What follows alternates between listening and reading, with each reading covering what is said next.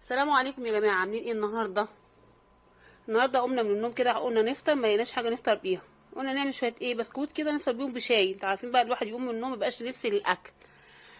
فقلت الف كده من عندي من البيت كده، فتحت التلاجة لقيت لبن عندي، ولقيت بيض عندي. قلت اعمل شويه بسكوت كده خفاف واوريكم هنعملهم ازاي، اقتصاديين كده وعلى قد الايد. بس شكلهم عامل ازاي، شكلهم جميل جدا جدا، وما خدوش في ايدي ربع ساعه بالظبط في المطبخ. وقطع ما شاء الله كتير كميه الدقيق اللي انا عملتها. جنبها بقى كوبايه شاي كده تفطري بيها الصبح.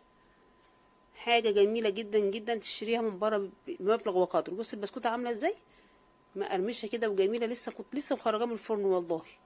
حبيت بس اوريهولكم مع كوبايه شاي كده تعدل الدماغ كده الصبح. تعالوا اوريكم بقى المقادير. معايا معلقه بيكنج باودر، معايا برتقانه مبشوره في التلاجة، كوبايه زيت، نصها زيت ونصها زبده، ولو عندك زيت بس ماشي، وعندك زبده بس الزيت بيديها قرمشه. وعندي يعني نص كوبايه نشا، وثلاث بيضات، وكوبايه سكر، وتلاته ونص دقيق.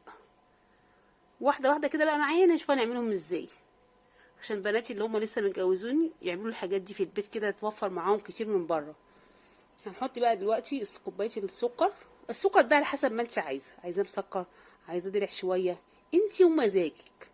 الحاجه بتعمليها انت والاطعمه اللي بتاكليها. يعني ما عندكيش بشر برتقال مش مشكله. هكسر بقى البيض على السكر، بحط السوائل كلها مع السكر. يعني هو كده سهل، هو كله في خطوتين. بتحطي السوائل كلها، بتحطي البيض، بتحطي الزبده والسمنه، بتحطي مثلا البرتقال المبشور، بتحطي معلقه فانيليا، زي الكيكه كده بالظبط. هي الكيكه يعني هو البسكوت والكيكه واحد، بس طبعا البسكوت بيبقى عجينته سميكه شويه عن الكيكه. بحط كل السوائل دلوقتي، واجيب بقى مضرب يدوي او مضرب كهرباء او خلاط او الخلاط. ممكن تحط السوائل دي كلها في الخلاط، سهله جدا.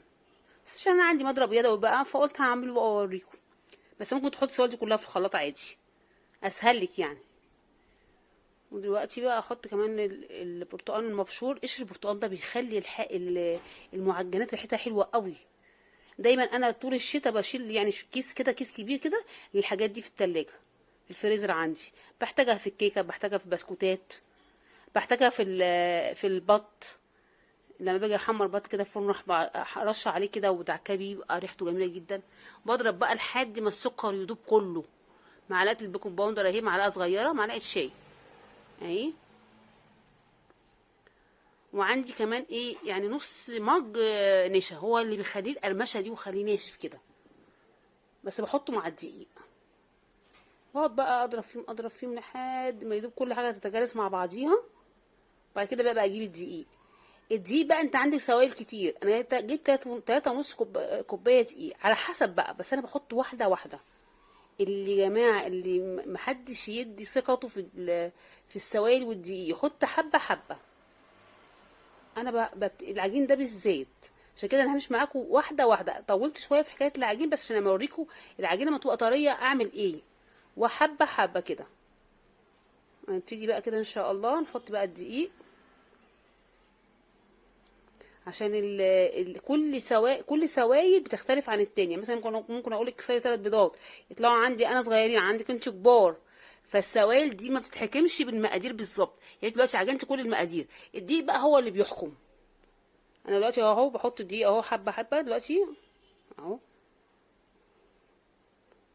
واقلب بقى عمال ما بس تتجانس كده، وتضطر انها تعوز ايدي. لسه ما عزتش ايدي لسه اهو. انا حاطه في السلطانيه دي 3 كوبايات ونص من الدقيق اهي. بمشي معاكم واحده واحده، عشان البنات اللي ما بيرضوش يجازفوا ويعملوا الحاجات دي في البيت. لا والله بتبقى تطلع جميله جدا جدا. بس امشي على كل مقادير كل الشيفات اللي بيقدموا الحاجات دي، تمشي على مقاديرهم، هتلاقيها معاكي مظبوطه.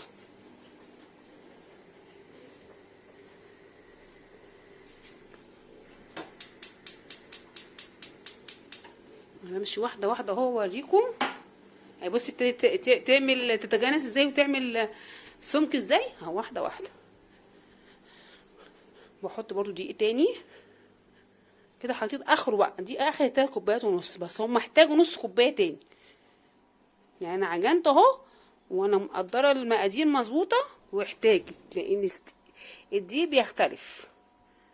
هي لسه كده طريه شويه لسه. جبت نص كوبايه دقيق تاني، دخل دقيق في السائل قوي عشان يتجانس. بصي جبت نص كوبايه يعني. بصي ارش برضو حبه حبه، بحط حبه على حسب ما انا عايزه. دلوقتي بقى هستعمل ايدي خلاص. المعلقه كده انتهت لان خلاص هي العجينه تخنت، فهي عايزه تحسيها بايدك. هي انت عايزاها قد ايه؟ طبعا انا عايزه عجينه لينه بس مش سايحه، يعني مش مثلا تحطيها كده في التشكيله بتاعتها تبقى سايحه، لا انا عايزاها لينه اللي تتشكل فيها عشان اشكلها. ما دام ملزقه في ايدك يبقى هي عايزه دقيق تاني.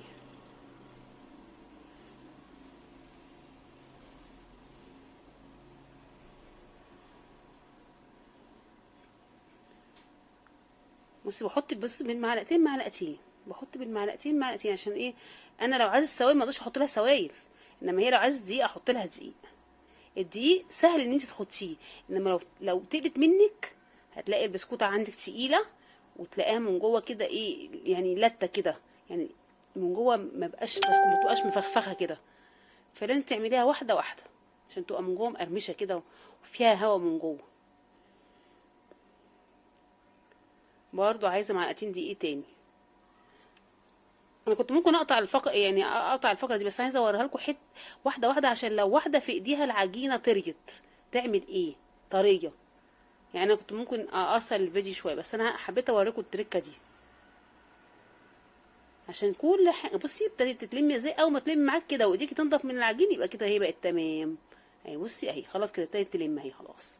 اهي شايفه حتى السلطانيه خلاص، حتى هي خلصت منها اهي. انا بقى بغطيها، طبعا دي حر عندي النهارده اليوم حر، بغطيها واحطها في التلاجة بس نص ساعة، بس عشان الحاجات اللي فيها البيض مع الزبدة مع الزيت تمسك نفسها شوية. يعني بس كده خلاص، ايدي نصفي كده هي بقت زي الفل خلاص كده. هغسل ايدي بس. ايوه لميتها اهي خلاص اهي. بصي بقى اهي شايفه عامله ازاي. تشكليها ما تبقاش سايحه في ايديك، تبقى ماسكه نفسها كده، يبقى ليها قوام كده. بغطيها واحطها في التلاجة بس عشان الدنيا حر نص ساعة بس كده او ربع ساعة. انا لو كان الدنيا شتا كنت عملتها، حتى المطبخ حر قوي النهارده اليوم حر. بصي بشكل كده بعملها كور كده بالشوكة، بروح منزله عليها بالشوكة وخلاص، عشان انت تعمليها وانت واقفة كده للصبح الفطار. واللي وصل لحد هنا يا جماعة اعملي لي لايك واعملي اشتراك للقناة ويفعل الجرس. حاجة كده خفيفة في الصيف كده، تقومي الصبح بسكوتين وكوباية شاي تشربيهم. احنا النهارده قمنا من النوم ما لقيناش حاجة عندنا، ولا بسكوت ولا قراقيش ولا اي حاجة. بصي حاجة، بصي اهي جميل اسف. ولا تقعدي بقى تعملي اسطمبة ولا تعملي اي حاجة. وانت واقفة كده تعمليه في ثواني. ويعتبر 4 كوبايات دي، يعني هو مدخل 4 كوبايات دي. وقطع بسم الله ما شاء الله كتير قوي.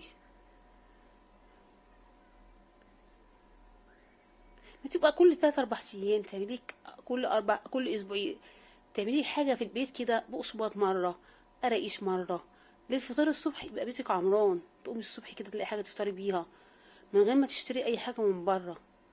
وبايه نص كيلو دقيق، نص كوباية زيت، كل حاجة مقاديرها بتبقى موجودة في البيت. وانتي انا عارفة ان الحاجات دي بتبقى بتتكلف في البيت، بس لو جبتيها جاهزة تتكلف اكتر، وبالذات اللي عنده اولاد.